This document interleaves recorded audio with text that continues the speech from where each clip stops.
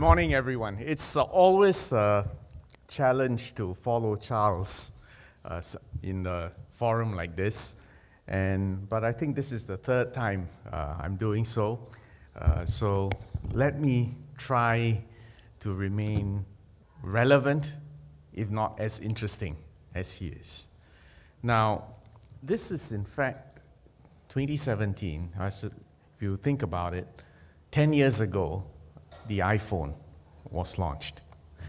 And many people, and I don't want to be overly technology or vendor biased, but many people would date the advent of the smartphone revolution to the introduction of the iPhone. And it's in fact quite hard to believe that it's only been 10 years. But yet, if you look at what's happened over the past 10 years, if you just look in terms of data, in 2007, the amount of internet traffic from mobile devices was measured in terms of petabytes. For those of you who are not techies, petabyte has got 15 zeros after the one. Today, we talk about exabytes. An exabyte is 1,000 petabytes. So we're now talking about 18 zeros. And this measures the internet traffic just between mobile devices alone, hit 7.2 exabytes per month at the end of last year.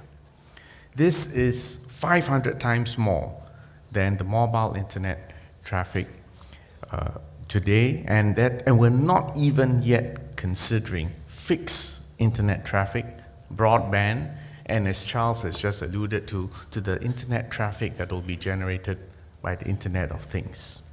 In a way, this characterizes both the speed, the scale, and the acceleration of the digital revolution. Last year, we discussed the impact of Google's AlphaGo. Remember, this was an AI program that beat one of the world's best Go players. And just a few months after that, Google's engineers discovered that Google's AI translation tool had, on its own, found a way to translate Korean to Japanese without using English as an intermediate language. In fact, what was more interesting was that this AI program came up with its own secret, proprietary intermediate language.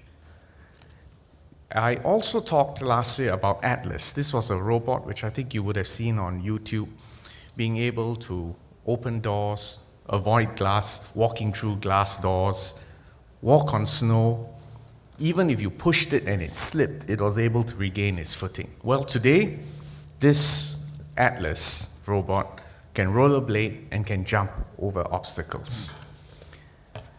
If you think about the improvements in language, the improvements in game playing, the improvements in agility, just in the last 1 year.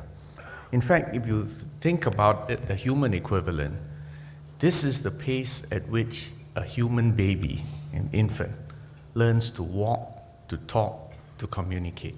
But the point is that in the digital space, this pace of learning is accelerating. And so you have to come to the realization that we are living in a revolution. And we are now living in an age when the pace of skills acquisition, the pace of capability enhancements of our robots, programs, and machines exceeds that even of human beings. Now, what this means in political terms is that even middle-class, white-collar work and its wages are going to be disrupted.